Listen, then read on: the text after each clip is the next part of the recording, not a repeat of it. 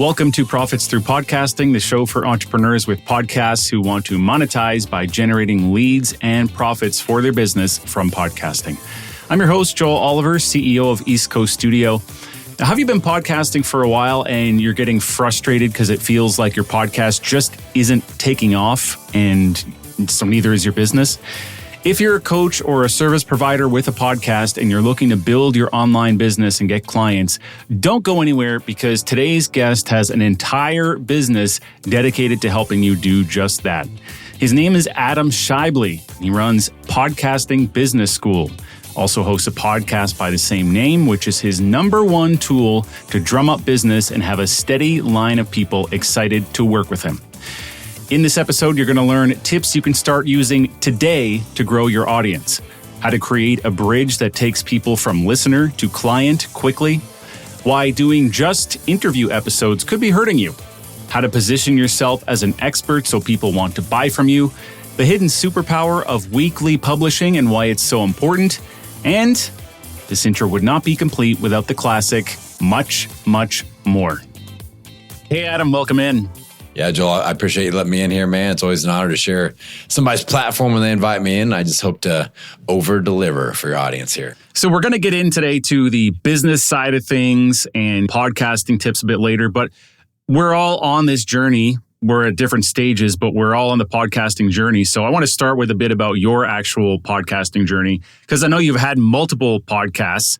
I want to hear a quick rundown of that history and where you are now. You've got Podcasting Business School. So when did you start? How many episodes do you have with that? Why did you decide to start? Just give us a full rundown. Yeah. So my original podcast I launched at the end of 2015. It was a weight loss show called The $1 Million Mission. It's a weight loss podcast. I was a gym owner, brick and mortar gym. And I had a lot of people that wanted me to franchise my concept. And I didn't really like that idea, but I did like the idea of interacting with an expanded audience and maybe selling online courses and things like that. So I dipped my toe in the podcasting space, and that show evolved. It became a top ranked show, and we did around 25,000 downloads a month on average, which isn't giant, but it's very substantial in the podcasting space. I started to have some success. It took about 3 years, but I started to have some success with building memberships in that space, selling courses, consulting, coaching. And what I started noticing is other podcasters in the health space started hitting me up going, hey, can you help me build my online membership like you're doing? And so I started doing business consulting, and I was like, wow, I really like this business consulting. I've been doing this fitness thing for a long time. And that's when I launched Podcasting Business School to kind of explore that avenue of my skill set. And so in 2019, I became a full-time podcaster. I sold my gym. And then in 2021, I sold the health side of my business. So I sold the show and everything that came with it, with the memberships and everything, and just solely focused on business consulting and teaching through Podcasting Business School. And as of this Friday, we'll have 500 episodes of Podcasting Business School out. And I've got a few other side project podcasts that are out there floating in the ether, but that's my main one right now. But overall, we're over 1,000 episodes deep, about 8 years in the journey, and just tons of fun, man. That's a big accomplishment. And one thing that really stood out there was the 3 years. You said it took that long to really take off. That's something I think we need to highlight, because for a lot of people, they just don't give it that much time, or they get frustrated by the wait. But we only started ours maybe 6 months ago, and it feels like it flew by. It's really not enough time for anything to happen. So you're a great example of why you need to stick in there for many years to actually get this stuff to work. Yeah. When I get a hold of new podcasters, and I consider anybody new, I'm like, if you're in the first year, you're a newer podcaster. And in that first 6 to 12 months, I always challenge newer podcasters. I'm like, you got to kind of just give yourself some buffer and just learn how to be a podcaster and learn how you want to communicate and kind of get your rhythms and your workflows and get efficient with it and figure out who your ideal audience is and how you want to interact with them. And you're not most likely going to nail it and go, I don't think there's anything comparable to going viral, like on social media. It's like you can post a TikTok video, it can go viral and get millions of views. That doesn't really happen in the podcasting space. So you have to give yourself some buffer. But I can tell you, once you do put in your reps and you learn to leverage a show, you can really leverage it to grow your business. And I'm living proof that like you can create an online business platform of your dreams and have a really awesome lifestyle from all that effort. And it's totally worth it. Mm-hmm. So yeah, you're suggesting that the goal should not be to go viral because that's almost impossible. It can be frustrating when you're putting in all this effort to create great content consistently. And then you see, a 3-second clip of a dog's face or something is got 10 million views. I see that all the time and I go, what am I doing wrong? But it's not meant, you're not meant to do that, right?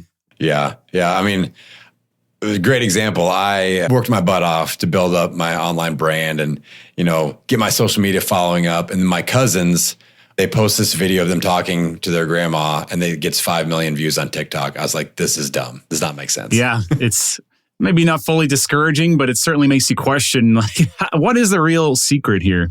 What originally intrigued you about podcasting at all? Because you told us you had quite a history there. What was the first reason why you decided to actually leap into podcasting specifically with your business? I started listening to podcasts and I saw people like Tim Ferriss, I Love Marketing Show, Joe Polish and Dean Jackson.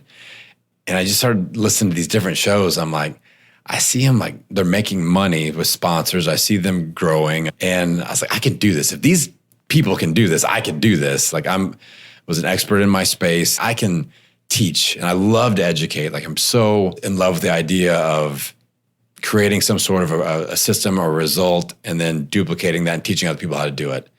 And it's low hanging fruit. It's super cheap. I didn't have to invest thousands of dollars. And, back in 2015, it was just audio. So I got a $97 ATR 2100 microphone and I'm on the same one. This is the microphone that I started with. Like I've done 1,000 episodes on this $97 microphone and hosting was like $20 a month. I'm like, this is super cheap, super easy. I was like, what do I have to lose? And I'll tell you, Joel, the thing when I first got started that saved me was I made a commitment with myself. I'm like, I have to put out 1 episode a week for a year. So I made a 52-week commitment. And that saved me because I wanted to quit like every single week of the 52 weeks. But eventually I started getting some feedback and a few people were like, oh, I listened to your show and it's really helped me out a lot. And those little boosts, keep you going for a while. But yeah, I mean, when I first got started, I was just like, I want to impact more people. I enjoy podcasts. If these other people that I'm listening to are doing this and growing a brand and a business, I think I could do that too. Mm-hmm. Yeah, that 52 challenge, I would recommend that. And I'm sure you would as well. Like bare minimum for anyone that wants to start a podcast, you should be thinking in those terms and longer, really. If you're not going to do that, it's barely worth starting. Would you agree with that? Yeah. I mean, I'd heard the stat, the average podcaster puts out less than 10 episodes. And I'm like, all right, we're going to beat that. But I'm like, I got to give something a year before I even think about quitting because it's going to take me that long just to figure out what the heck I'm doing. Because I was starting from zero, like 0 social media following, 0 email lists, 0 subscribers, zeros across the board. I'm curious too, see, when you started with this podcasting, I was kind of getting into it around then as well for the editing work that we do. Obviously, there's been changes in the industry since that time, but you are so involved with coaching people and launching podcasts to this day. What are the differences that you see from back then versus now? Like, is it actually harder? Is there any credibility to people that are asking, is it really worth starting? There's too many podcasts now. What do you think of that? Well, I think back in the olden days of 2015, the biggest hurdle was figuring out how to start the show. I had no idea how to make it go to Apple Podcasts. Like that was just some mythical journey you had to go on. I could not find any resources. The recording systems weren't that great. It would drop my guests half the time and they would just disappear and I had no idea what was happening. So all that has gotten so much better now. And so it's easy to launch a podcast. I feel like now the big quest is growth and monetization. When you talk about podcast saturation, you mentioned that earlier, it's still so young and it's open. The big stat that I love promoting out there is, okay, over 4 million podcasts have been launched. That's still a lot fewer than YouTube channels and blogs and things like that. But around 400,000, about 10% of those 4 million shows have more than 10 episodes and have released any content in the last 90 days. So really we're talking about a game of if you can just stay consistent and put consistent content out there and keep showing up, you will eventually figure things out. And there's opportunities and money to be made, by doing that. But I mean, 400,000, you talk about the early days of, being in YouTube with 400,000 or being in the first 400,000 blogs. You're like, oh, I love that kind of real estate. So podcasting, that's exactly where it's at. Yeah. And so you're helping people with their podcasts in a variety of ways. We're going to talk about your business a bit because, we're hearing some great, valuable insights from you in terms of actually podcasting. But one of the reasons we do this show is we're talking to other entrepreneurs who are using podcasts as a marketing tool. So the actual inner workings of your business are quite interesting and relevant as well. So we've heard about your podcast specifically and kind of how you got to where you are, but let's hear a bit about your actual business. Like, what does Podcasting Business School sell and who is it for and how does it all work? Yeah. So like the brand statement behind Podcasting Business School is I'm helping service providers, coaches, and consultants to learn how to leverage a podcast to get more clients and build their online business platform. So how that relates to my offers, I really focus on different parts of what I call the podcasting success timeline. So this is this framework that I created that has 4 different zones, and it kind of works like a choose your own adventure book. But depending on where people are at, I create offers to serve them in each one of those 4 different zones. So if somebody has already launched a show and they're like, I'm really struggling with growth, I've got the Download Growth Club. It's focused on podcast growth. And that the main purpose behind that it's a $97 a month membership is to get podcasters over 1,000 downloads per episode. That puts them in about the top 20% of shows. So that's very pinpoint, laser focused, dial in to a major pain point of my audience. And then my other offers are around helping podcasters build their online business platform. So there's all sorts of online business academies, but my online business academy is only for podcasters. Like, you have to have a podcast. It's not going to teach you how to launch a podcast. It's like you've already launched and now you're trying to get clients. And like, that's for somebody that starts, like I was back in 2015 with 0 email lists. I don't know how to do an online course. I don't know how to do a funnel. I don't know what a discovery call or a sales page should look like. So I help them build that out. And then I've got a different signature offer that is for the person that already does have some of that stuff, and they just want to focus on podcast listener to client conversion. So how do we convert more listeners into paying clients?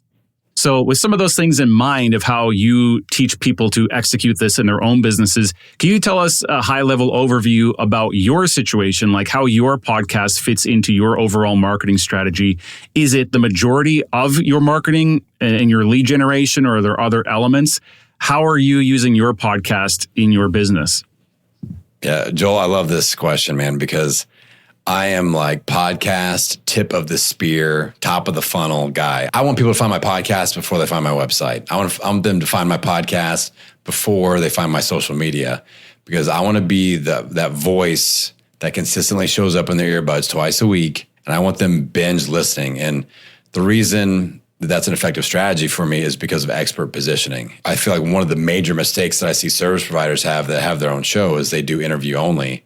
And then they come to me and go, I'm not getting any clients. I go, yeah, because when you do interview only, the listener views the other person, the guest, as the expert. You're not the expert. And if they're going to buy something, they're going to buy it from the expert. I've had people that literally come to me freaking out and they're like, I just had a guest on and they have a very similar service to mine. And I had people emailing me to connect them because they wanted to buy that other person's service. And I was like, yeah, it really sucks, doesn't it? And they're like, yeah.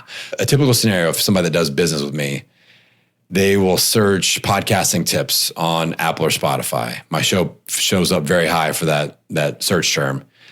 And they click on it. Usually people are like binge listening over the weekend. So they're in a heavy dose of me doing what I do, expert positioning. And then they usually sign up for a discovery call on a Tuesday, and we're doing business by that next week. And that happens every single week, over and over and over again. So, I don't stress out about my website, SEO, and, I do social media promotion and all that. That's mainly to keep my current listeners listening.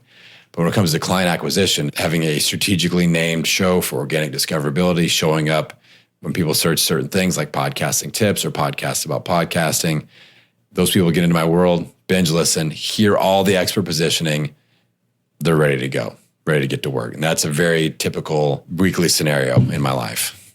And that's one of the merits of having a show like yours where you've built it up over such a long time horizon, because it can be overwhelming to a business owner. Like, what do I do? There's people telling me to have a mailing list, social media, podcasting. There's just an infinite amount of choices that you have, and you really shouldn't be focusing on all of them. Otherwise, you're just not going to do a good job on any of them.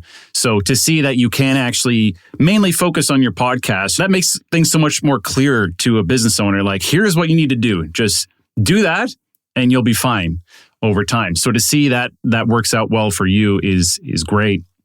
One question I had too, when you mentioned these solo episodes, I think that's a great point. Does this vary person to person, or does the advice vary depending on the situation? Because I do think a lot of times the mix is pretty good. You don't need to necessarily do interviews depending on the type, but I know for some people, interviews are a great way to connect. And so that helps them. So it is a benefit to doing those on their podcast, but solo as well. So across different types of businesses, do you see a situation where you change up your advice? If I'm wanting to get a lot of attention on social media, I'll put out an episode about why. I'll title it like why you should probably stop doing interviews. But I'm not like the don't do interviews guy. My rule of thumb is I call it my 2/3 content rule for expert positioning. So I challenge people to do 2/3 of content where they're positioned as the expert. So you still have that other third of your content to do interviews and feature other people. So that works pretty darn well from a client acquisition standpoint. So if you release one episode per week 1, solo episode, week 2, maybe a coaching episode or another solo episode, week 3, interview, and kind of keeping that type of a cadence. That way, a third of the time you're still connecting and building out your network. But it's something where I really like that 2/3 content rule. It works well for me. It works well for a lot of the people that I work with, where just a little bit more often than not, you're featured as the expert. Because again, you have to think about that bingeability factor.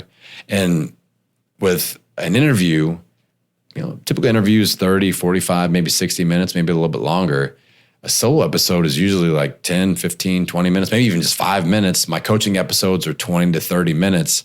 So people can binge on those more rapidly. So they can listen to 4 or 5 solo episodes in the same time as it takes to listen to one interview. There's something to be said for that, like marketing, like those exposures. You always hear that number, like 18 exposures before they buy something. But I'm like, what if 18 podcast episodes before they buy? Every episode I do with the solo episode starts off with a testimonial, audio testimonial from a client. They're hearing that. They're hearing one call to action. They're hearing me do a solo episode. They're hearing me coaching. So I want to get lots of reps with those types of content specifically. Then we'll throw in an interview every once in a while. So let's talk first about the growth of a podcast. So I know you've got a framework for this. I want to get into some specifics on how to grow a podcast audience. Before that, let's preface this with something. I hear this question a lot. How many downloads is good? I say, well, it's going to vary. Now, what is your answer to that question? Well, I like to say, okay, how about we shoot for a goal of getting the top 50% in all podcasts that are active? Like, would that sound good to you? Yeah. Okay. Well, that number is usually around 120 to 125 downloads per episode after 30 days. So if Joel and I release this episode today, 30 days from today, if we're doing around 120, 125 downloads, and we're consistently doing that with all episodes, this is a top 50% podcast. And people are always like, that doesn't sound like very much, 100, 125. I'm like, well, it's not, because again, podcasting is a slower growth medium here, and it's not like TikTok and going viral like we talked about earlier.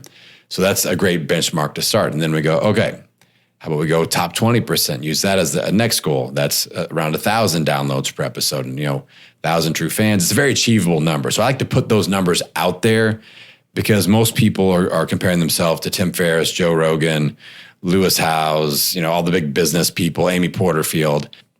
And it's going to vary depending on the business, what is even necessary. Like, you may not have 10 million downloads an episode, but your business is perfectly fine, and people can run their business with far less downloads. So it's different for everyone. Yeah. I mean, I know service providers that are getting, between 50 and maybe 200 downloads per episode, and they're getting six figures in clients every year. That's great. And that's very achievable. I mean, Joel, like you and I would both be psyched if we could go into a room and speak to 50 people live. So why wouldn't we be psyched about sitting in our underwear, flipping on a microphone and recording content every week and being able to acquire clients via that effort? I'm like, that's even better. Keep in mind. Yeah, with those big numbers we see on videos on the internet, it's easy to forget that like a room full of 100 people, that's a lot.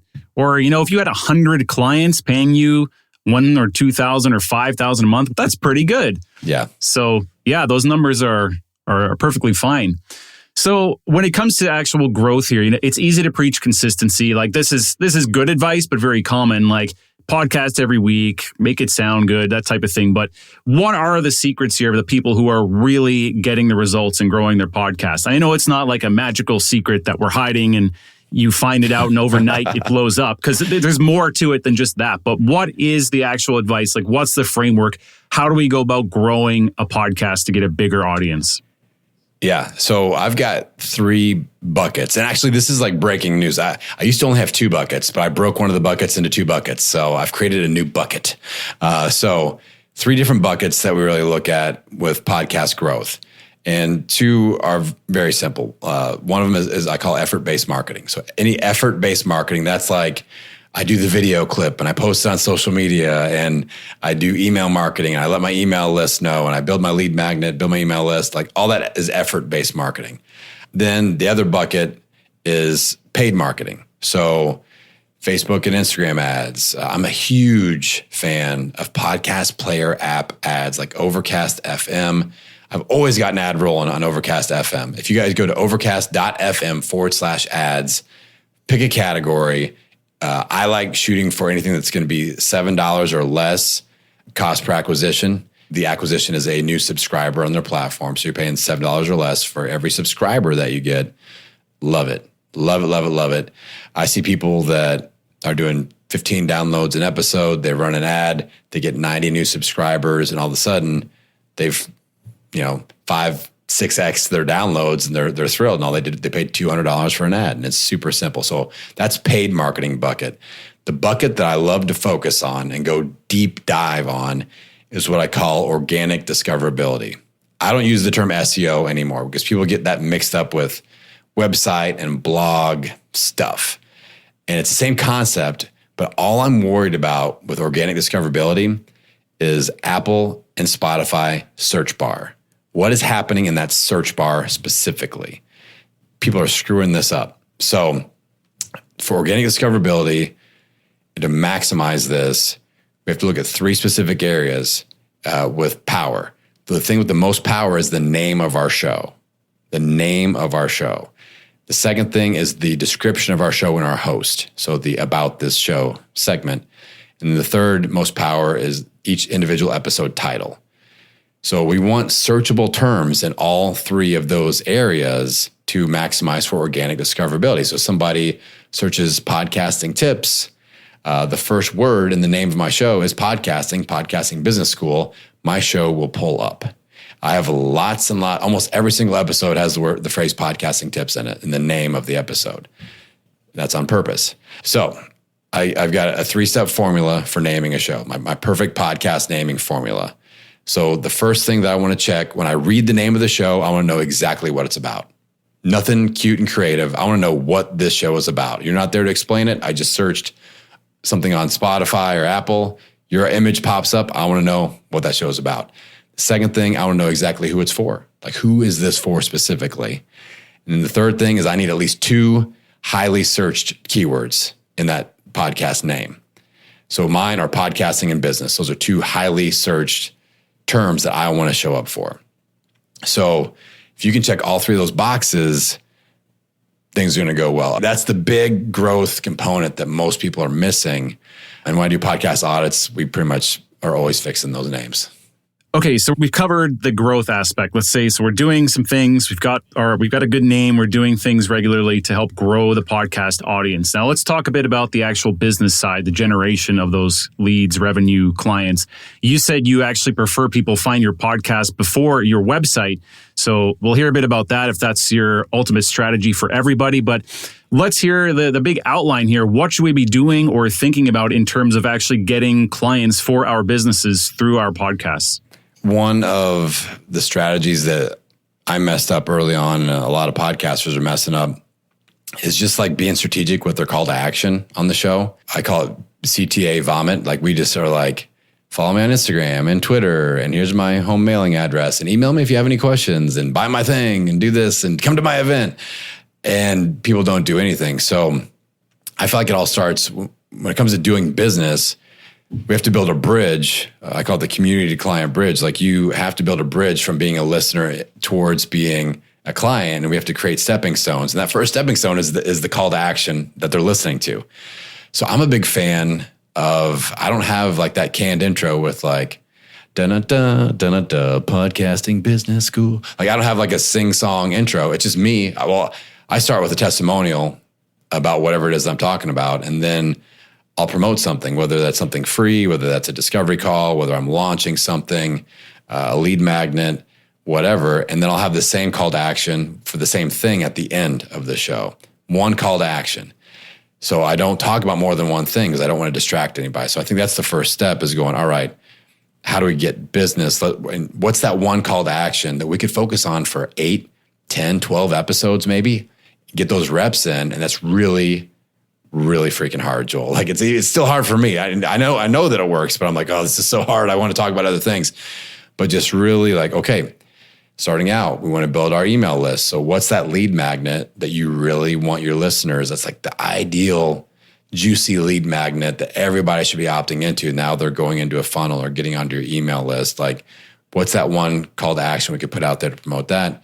Do that for 4, 8, 12 episodes in a row, intro and outro, putting in those reps. Now we get them on our email list. Now we can market to them in that way. So I feel like that's a really nice baby step, is going, out of all these calls to action, what's the most important singular one that I could be talking about right now and for the next several episodes? And funny thing is, people still find me on Instagram. People still find me on, Threads. They still sign up for my lead magnets. They still figure out how to get to my website and do a discovery call. So I feel like if we can just focus on not confusing our audience and really give them a pinpoint action step, good things are going to happen. Okay, so we've got that focus, yes, and it's so tempting to have multiple calls to action. You want reviews, you want all this stuff, but making that very clear. So say a lead magnet in the podcast, so then that's the start of the bridge to becoming a client. Anything else beyond that we need to think about in terms of how our business is set up? Once we get that lead magnet in place, the next thing I like to do is I build a simple funnel off of that lead magnet. So like an ideal situation for me would be, all right, I do an episode that talks about podcast growth. And I'm going, all right, I'm promoting my podcast growth scorecard lead magnet. So I'm going to marry that content with that lead magnet because it's the same. Like if people see the title, 10 different ways to grow your podcast, they see the title, ooh, I'm interested in podcast growth. Then in the intro, they hear podcast growth scorecard, freebie, outro, podcast growth scorecard. Like, oh, I need to do this thing. Let's opt in. Now they're going to get a 10 email funnel. And I build my email funnels a little bit differently because I suck at building email funnels. But I figured out this particular method because it comes back to me going, I really just want people to binge listen to my show. Like I just want them to binge listen to my show and good things always happen. So with that 10 email funnel, here's the structure. Very simple. The first email is all about how to use the thing they opted in for. So with my podcast growth scorecard, the first email is how to use the scorecard, what the points mean, blah, blah, blah. Then the 5th and the 10th email are, I will drive them to a discovery call. Hey, if you're X, Y, and Z type of person, we should hop on and do a profit potential discovery call. That's 5 and 10. So the other 7 emails are all podcast episode based. So I'll go, all right, what are the 7 emails about podcast growth that I would love this person that just opted into this thing to binge listen on? And I feature those episodes in those in between emails. I don't have any other call to action. I'm not talking about discovery calls. I'm not selling anything. I'm like, hey, here's a little intro paragraph. Here's the appetizer. If you are digging this, episode 242, that's where you need to be next. Download that. So I'm not pushing them down the line of like, I'm not selling in every email or anything like that. It's let's get them binge listening. Let's get on a discovery call.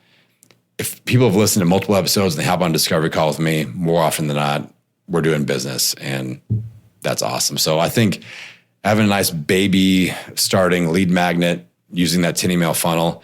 And then I think every podcaster should have what I call a start anytime offer. So a start anytime offer is something that somebody says, let's get started right now. Here's my money. Can we start on Monday? And you go, yes. Yes, we can. So is that a course? Is that consulting and coaching? Is that a boot camp? Is that something else? What we have to look out for and be careful of early on, a lot of people that are newer to online business, they see all these pro people like Amy Porterfield. She like does launches, and you have to do her digital course academy twice per year, and then it goes away, and you can't do that. And that doesn't work as well for somebody that's smaller building. Like if you have somebody wanting to hand you money, let's get them going. Like let's get them going right now. Not going, well, I'll put you in my November 2028 cohort. Yeah. Like that's probably not a good idea because you don't have that level of authority in that space. They'll just go to somebody else. So I think if you have those components, simple CTA into a solid lead magnet, into a simple funnel, into a starting time offer, that's the real core of a lot of businesses that I see doing well out there. That's great advice. Yeah, it keeps you on track to just pick one thing and focus on it. Don't be distracted or feel like you need to be doing all this other stuff. It sounds like you've got a great system developed there, and that's what you work with people on. So that's great. We covered the growth. We covered some business. I know you mentioned that the name is something you often work on with people, but to kind of wrap up that section, what is, say, one top, maybe not mistake, but an effective fix that you see, like a lot of these people coming to work with you to focus on growth or generating their business leads? It's like the one thing you see over and over. It's super easy to fix that you're constantly telling people to go fix right away. Does something come to mind? I mean, more often than not, the naming thing is the big hurdle that we cross. And then it's right after that, number 2 is expert positioning. So when you get a name and you get the organic discoverability that brings the right people to the show, and then within the show and within the content, you are positioned as the expert. Oh my God, like the rate of conversion just goes through the roof because now you get the right people listening and the content is positioning you as the person that they want to be working with. Like I like to keep things super, super simple. And you check those 2 boxes. I mean, it's that simple. It works extremely well. But, outside of that, weekly content, I think that is important. So that's the other thing that I feel like weekly content is a podcasting superpower that not enough people are taking advantage of. I understand the person that's working a 9 to 5 and I can only get out 1 episode a month or every other week and they're doing your best. I totally get that. But let me challenge you thinking let's think about YouTube content consumption, email marketing, social media consumption. Podcast audio is unique because you can be mowing the yard. You can be walking on the treadmill, walking your dog, driving your kids to school, lunch break at work. You can have your earbuds in and you can be listening to that podcast audio. People don't consume YouTube content like that. Email marketing, social media. People aren't like, oh, it's Wednesday at 8 a.m. I got to check Adam's social media feed. But I do have people that every Wednesday when they're driving to work at 8 a.m., they listen to my show. I've inserted my content in their life routine. And that is unique to podcasting because of the ability to multitask. So having weekly episodes, same day, same time, regular cadence, inserts your content into their life routine. If you break that, if you have a pattern disrupt, they're going to put somebody else's audio in there and you might not get that real estate back. So I challenge that person that's like, oh, I'm doing interviews only. Okay, cool. But it's every other week. I'll go, all right, break it up into part A, part B, and release something every single week instead of, every other week, just half it and just take advantage of that superpower. Because like I said, you become their person, you become their actual voice of reason in their earbuds every single week. That's an intimate thing. We're inside of their ears. It's that voice, and they finally get to talk to you on a discovery call, or like I do, the the podcast audits or my PodPal Zoom parties, and people are like, it's awesome to actually talk to you. I've listened to 100 episodes and all this stuff. But if you get into that weekly content cadence, it truly is a superpower, and it can be a superpower for your business. Yeah, I can't stress enough the importance of that consistency and momentum. On that note, you mentioned the splitting the content up. I like that one as well. Any tips that you present people like that who are struggling to be consistent, or they're getting a little burned out? Because you need to set yourself up for the long haul, as we've mentioned earlier. You need to be able to do this on a long time horizon. So a couple of tips for those people, like how do you set yourself up for that where you're not getting burned out and finding like, I can't get this content out every week? Yeah. Great timing, Joel. I just recorded an episode on this today. So all the notes are fresh in my brain region. So when it comes to content planning, obviously solo episodes help quite a bit because, 10, 15 minutes, you can sit down for an hour and record your month of solo episodes if you're doing those every week or every other week or whatever. But I'm a big fan of creating a content idea bank. So I'm like, all right, Evernote file, whenever a hot button idea hits me, I make a note there. Every time I interact with a podcast listener, whether it's a DM, like they DM me on Instagram, hey, really enjoyed this week's episode. Maybe they have a question. I answer the question, a little bit of back and forth. Before we kind of sign off in that conversation, I'll go, hey, what are you dealing with right now? What's your main pain point? What do I need to put out more content to serve you? And they'll tell you 100%. And they think it's cool. If I get emails, same deal. And this is why I answer all my own DMs. I answer all my own emails. Nobody plays me on any of the channels or anything. And that's important to me. So now I'm getting all this content ideas, and it's directly from the listener, which is the best type of idea. And I organize that in my idea bank. And I like to keep a 2 to 3 week buffer, man. I think that's huge, where whatever I record this week, it'll go live in 2 to 3 weeks. So I have that in between time that's already loaded, recorded, edited, good to go. Social media assets, good to go, in case I go on vacation, in case I get sick, in case I lose my voice. So having that buffer is really important, because you and I both know we get those first 4 episodes out there. We're feeling good. I'm a podcaster. You just look at your phone every once in a while. Oh, there I am. There's my show. I'm famous. And then you get to that 9, 10, 11, 3 months in, it's a little bit more of a grind. Oh my God, I got to get an episode up. Tomorrow's my day. Oops, forgot. Now I'm embarrassed. And then, maybe it's 3 weeks, 3 months, 3 years, or never that you put out that next episode. So I like having that buffer so that life can happen. You can still deal with it and keep your rhythm going with that weekly content. So those are a couple of things that I always tell people that tend to help out quite a bit. Yeah, that buffer is a great tip. If it becomes full of friction when it doesn't have to be, then that's when it really just starts to fall apart. Because if you're ahead, you're not feeling stressed, it's totally cool. But yeah, you slowly let the episodes go out. You didn't record a new one, and then, it's stressful, and you skip 1 week and then you're done. So yeah, that is a great piece of advice. I would agree. So as we get to the end here, I do want to chat about something you mentioned earlier briefly, because I had this concern, and I share the same view as you. So it's a good timing here with the ending coming up about CTAs. Not having too many of them. So we've spoken about how it's important to limit the number of CTAs that you have. Similar to an MWR, it's called in the book, How to Write Copy That Sells. Most wanted response. This is what we're thinking about here, is what's that one thing that you want people to do? Now, something I've been faced with more recently goes against the advice I would typically give, but I'm seeing shows who have a business, like people we're talking about here. They've got their business, but they have successfully added in sponsors, and it's a pretty good chunk of cash for them. I'm curious if you've encountered this, any tips that you've given to people to optimize for that, because they are having their own call to actions in the episode and up to 3 sponsors. And that kind of blows my mind. It goes against traditional advice, but it's working. So what are your thoughts on that? Yeah, I think if you go to the goal of your show and you're like, this show is going to help me pay my bills and live the lifestyle that I want, and if that's coming through sponsorship revenue, then you got to kind of prioritize that. And you got to make it happen. The unique way that I attack a CTA would probably work best, where in that type of a show, what I'd recommend. So if you come to me like, Adam, got a good problem here, got paying sponsors, 3 per episode, but I also want to promote my own thing. I'm going to tell you to ditch your traditional intro with the music and the welcome to the blah, blah, blah podcast that happens every time that everybody just skips over. I'm going to go, all right, whatever your call to action is, if it's a lead magnet or if it's an offer, grab a testimonial from somebody that has done that thing. Make that the first sound that they hear on your show. And it's especially works well if it's like, I've got a lot of female clients. So it's a female voice. It's a pattern disrupt. Somebody, they will pump their brakes and going, this isn't Adam's voice. This isn't the interview. What is happening? I better listen.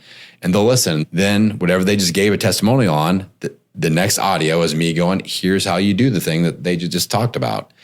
And then you can go into your sponsorship stuff. So I would start and end, I would bookend it with your own CTA. I start with so I go testimonial, my CTA, into sponsors, do your normal sponsored rollout. And at the very end, another CTA for you and what you promoted at the beginning. So you kind of sandwich it a little bit. Then the issue is people are like, oh, it's like more sponsorships and CTAs than actual content. So you got to make sure you deliver on the content, but also if you can make the sponsorship reads at least mildly entertaining and different and not always the same. Like I like reading them in the moment a lot more than the same the same music, same whatever, skip. So when I had my health show, I did have sponsors and I eventually had some co-hosts and we would ask for like comedic license. I'm like, can I make fun of my co-host? Can I make fun of these products a little bit? Can I make people remember what we're talking about? And they're like, yeah, go for it. So like Athletic Greens sponsored our show and Tim Ferriss, one of my podcasting heroes, is a big like I think he's an investor because he talks about it so much.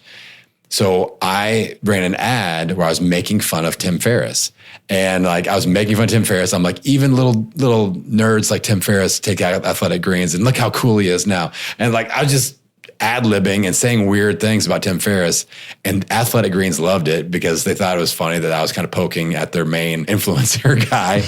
And people listened to the ad because they were like, we don't know what Adam's going to say when he starts doing these ad reads. And that made them mildly entertaining to the point where I actually got Instagram feedback where like, the sponsorship ad reads is my favorite part of your show. And I'm like, I don't know if that's a compliment or not, but I'll take it that you're listening to the ad reads.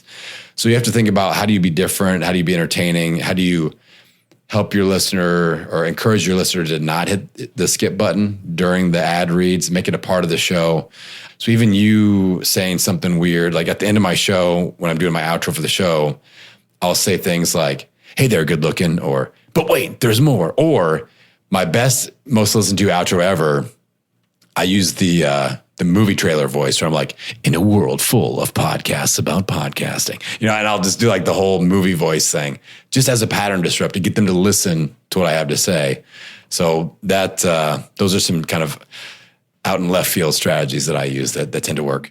That's great. Yeah, being unique is extremely important. So finding that stuff that works. And I love that idea about the sponsorship reads too, because I've fallen victim to that, for lack of a better term, where like, there's no way I'm turning off this particular podcast because you set up the audience to expect it. They know your ad reads are going to be something they can't miss. And that's completely opposite of what you would traditionally consider an ad being, right? Yeah. One of my favorite podcasts is the Burt Cast. It's Burt Kreischer. He's a comedian. He's really funny. And he just reads, he has tons of ads, probably more than Joe Rogan. And his like wife is yelling at him in the background and he's just screwing him up. And and he's laughing at himself because he's screwing up the ad reads. And then he goes off on a tangent talking about something because one of them's like a meal delivery service. And he'd be like, that last one, the chicken was not my favorite. And like, he's talking about like the thing. And so they're very funny, off the cuff, entertaining. So if you want a good example, listen to the Burt Cast and he's got some good ad reads. Great. And sponsors take note. Yeah, they should be open to that kind of stuff and giving you that creative freedom because it's working better. So good stuff, Adam. Well, that's a lot of great insight. I know your website, podcastingbusiness.school, we'll have in the show notes, but you actually said you prefer people hear your podcast first. So we'll put that link there as well. And that's step number one. If people are curious to know more about you or possibly work with you, is head to the podcast. Yeah. And if you are new to my world, go out and listen to start with episode 499. I know that's kind of a random number to start with, but that's a more recent episode. I break down the 3 scenarios that cause most podcasters to quit and how to avoid those situations. I feel like I kind of put my coaching hat on. I delivered a heavy dose of motivation in that one. So I think that's a nice one to start off with. So check out episode 499. Awesome. All right. Thank you. Join us again next time on Profits Through Podcasting for more tips on how to turn your podcast into a lead and revenue generation machine for your business. And if you're ready to let a team of professionals handle your entire podcast production workflow so you can focus on the most important tasks in your business, visit eastcoaststudio.com/apply.